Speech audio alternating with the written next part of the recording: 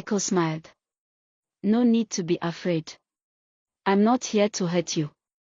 He handed her the gift bag. Inside was a clean nightgown and slippers.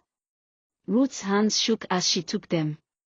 You didn't have to do all this for me, she whispered. Michael sat on the chair near the bed. I know I didn't, he said.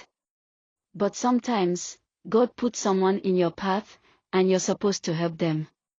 That's what I believe. Ruth looked down. She hadn't heard words like that in years.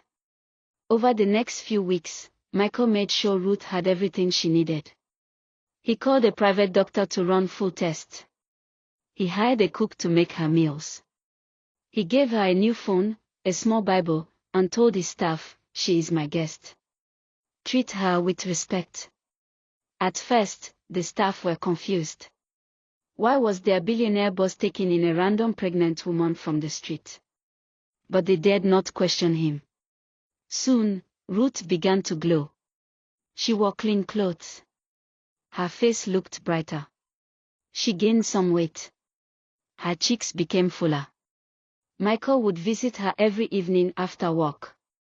Sometimes, they talked about her childhood. Other times, they just sat in silence, watching the news or listening to gospel music. He never asked about the baby's father. He never pushed her to share anything she wasn't ready to say. All he said was, this house is your home until you're strong enough to stand on your own feet.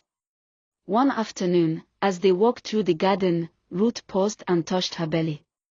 His name will be Samuel, she said. Michael smiled. Like the prophet? Yes, Ruth nodded. Because this child is the only reason I kept going. I would have given up if not for him. Michael didn't say anything for a moment. Then he whispered. I believe God sent you here for a reason. Maybe he also sent Samuel to change your story. Ruth's eyes filled with tears. She was beginning to trust him.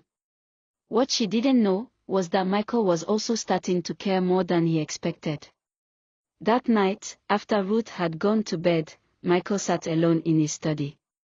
He looked at a photo on his desk, a picture of his late mother, a strong Christian woman who always taught him to help the broken.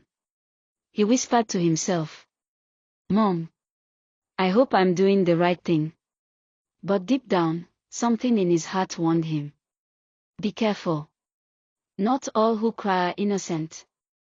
By the second month, Ruth no longer